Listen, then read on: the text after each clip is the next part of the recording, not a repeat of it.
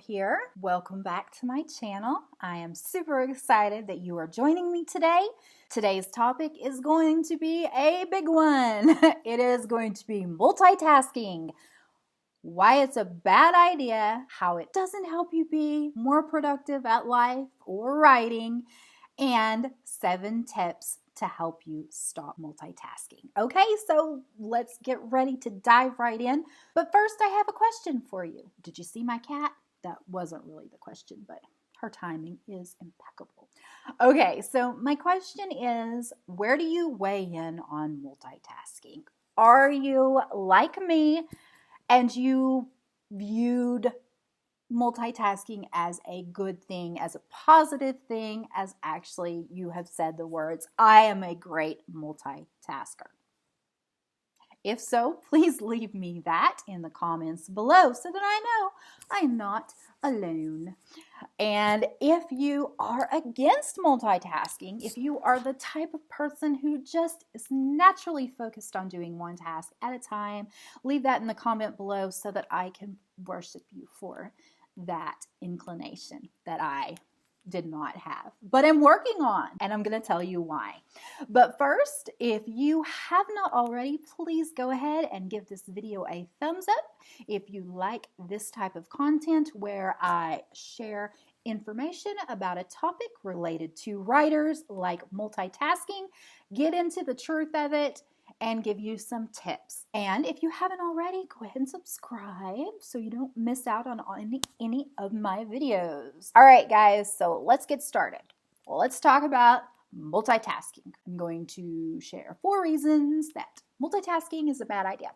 1, you are not really multitasking. I know it's horrible to know that what I thought I was doing this whole time isn't even really a thing. Like, you are task switching because you cannot really and fully do 2 tasks at the same time. You can work on 2 tasks at the same time. I mean, I do it all the time. Watching TV and reading a book. You watch my videos, you know that that's a thing that I have been known to listen to an audiobook while reading a book, or I work a lot while watching TV, but my focus isn't really on the TV the majority of the time. Like, it's really just background noise. I'm not really doing it. So that is the first one, is that it really isn't a thing, no matter how much I wanted to believe that to be true.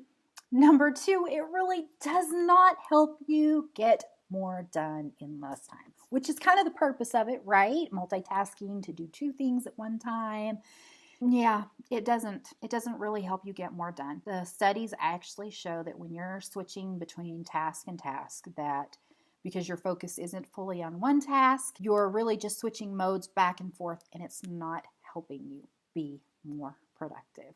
Disappointing. Yes, very disappointing.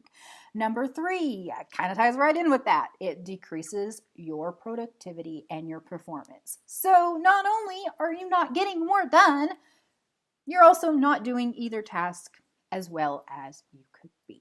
So, I mean, if it's tasks that don't really require a full thing, they aren't important, they don't really matter, you could probably do those 2 tasks and call it multitasking, and doing an enjoyable task while doing an unenjoyable task while having something going in the background, like cleaning while the TV's on. I mean, that's a reality, right? But are you really getting things done 100% if you're doing more than one thing at a time? Probably not. That's what the studies show. I mean, I kind of want it to be different. Like, I want to be the queen of multitasking, but the studies aren't backing that up. My reign as multitasking queen has come to a sad end. I think I'll cry. Not really. And the other thing, gosh, this was like the thing that made me go, okay, maybe I really need to get a handle on some of my multitasking tendencies. And that is that there are actually studies, and I'm going to link them down below, that show that when you are working on more than one task at a time, your IQ is lowered to the same, I believe, as a drug user. Yeah. I don't know about you, but I need all my brain cells. I need all of my IQ points.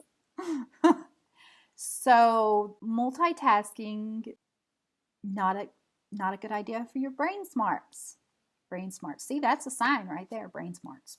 That's really not an intelligent word to use. Disappointing, yeah. Okay, but let's get over the negative, right? Because there is power in knowledge. And I'm going to share with you 7 ways that you can get out of the habit of multitasking. First is so basic and so simple, but it is to focus on one task with your full attention from start to end, because you're going to be more productive, you're going to accomplish that task in less time, and you're going to do it better. And just do it, okay? Just stop. The big one would be texting and driving. Tons and tons of studies have shown that's a terrible idea. Make it a rule not to do that. I have done it in the past. Basically, when you think of multitasking, and it's always good to refer back to that, because I think we all know that when we're focusing on a text or a phone call while we're driving, no matter how much we would like to think that we are paying full attention, the truth is we're not. We're just not. So focus on one task, full attention, start to finish. If you really need to text, pull over. And this is definitely relates to our writing as well. You're going to write a better scene if you are fully focused on writing that scene. Doing it, you don't have a million other things going on in your mind. You're not trying to, have a text conversation with somebody or talk on the phone or something to that effect. It's just going to get the task done faster, and it's going to be done better. And that, I don't know about you, but when it comes to my writing, I do want my writing to be the very best that it can. So if it means to stop multitasking while writing, I will do that. Number 2, minimize your potential distractions. So if you know that you have a tendency to text and drive, for example, turn off your phone. Just put your phone somewhere where you can't reach it. Get it completely out of the way so that it's not an option. Sometimes eliminating the potential problems can solve the problem before it ever becomes an issue. And the same with your writing. If you know that you have a deadline, the smart thing to do is to block aside time to focus on reaching that deadline, doing it straight through if at all possible, removing all of the things that could distract you. Turn off the TV, try to at a time when you're not going to be distracted, and just removing that. Those are, being prepared and planning in advance can help you remove those distractions. Okay, so let's move on to number 3, and that is to decide. Make a decision. Decide that if something is worth doing, that it is worth doing well. Making that decision in your life, making that decision for certain tasks is going to be vital and key.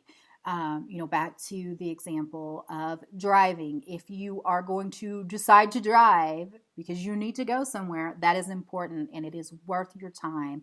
It is worth your safety, and it is worth your focus to just drive and not try to do 1,200 other things at the same time. And with your writing, that is going to be true. If writing is important to you, if writing an email or a blog post or a book, if it is important to you, make that decision that it is worth doing that task fully and to have full focus on it. So number 5, back to that, same thing. Specifically for writing is don't research, edit, and write all at the same time. Focus on writing. Have a time for research. Have time for editing. You're going to get more done on each of those tasks if they are broken up into their own separate places.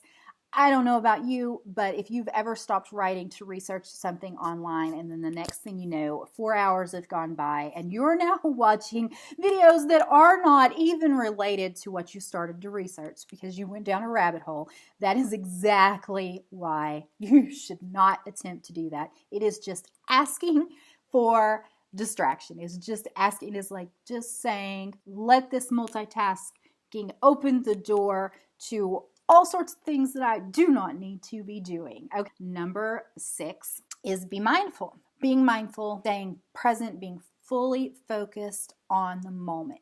In our distracted society, we are just constantly focusing on more than one thing. We have media and social media, and we have advertising and everything that is just coming at us all at once, on top of the fact that we have people and families and lives, and it can be very overwhelming. So getting into the practice of being mindful can be a great way to avoid multitasking because you're going to be focused on being mindful. And you're going to make that a part of your life. So there are some great apps that you can try. There are some books. I will bring you some of those examples in the video at the end of this series, which is going to be my writer's toolkit for time management video. So I am in the process of collecting a lot of those ideas now. So if you have any, please feel free to leave them in the comments below. Number 7, our final tip for stopping multitasking. What is the culprit behind most of our multitasking? Which means what is interrupting us during our tasks that we're supposed to be focusing on, and what do we check most of the time during the day? Our phones. Yes, put away your phone. Just put it away. It's a great tool. You need it. You do not need to be connected to it 24 hours.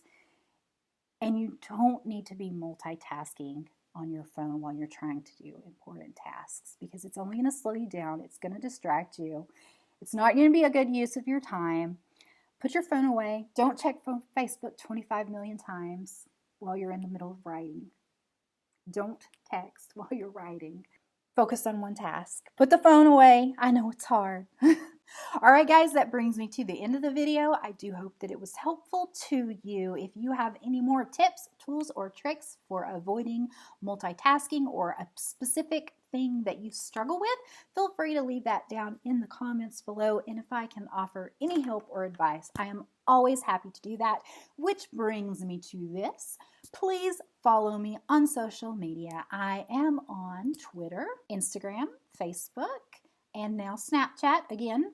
I lost my previous Snapchat. I lost my login. I don't remember my username. So I made a new Snapchat. So I'm on Snapchat. So you can find me on there. I will leave the little information for all of that below. Don't forget to hop over to my website, which is www.authораpril.com. Sign up for my newsletter so that you can stay on top of all my exciting announcements, including the launch of my book coming up later this month. It is a writing prompt book, but it is not your average writing prompt book because it is designed to help you actually create content that is going to go in your book, make your book better, or make your writing better. So how exciting is that? You can still sign up to be one of my beta readers and reviewers. I will leave the link to that down below. If you are interested, you will receive a free ARC Advanced Reader copy of my book before it is available to everyone else. So you can be super special and join my book review team. You should do it. You should do it. And if you know anyone who might be interested, please share this video with them. Please share the link to sign up to be a beta reader. I would absolutely love that. You know it means the world to me. You mean the world to me. Don't forget to subscribe to my channel. Check out my Society 6 store if you're interested in my bookish and writerly designs. And that is all I have for you today. Please remember that words matter, you matter, and your words matter. I'll see you next time. Bye.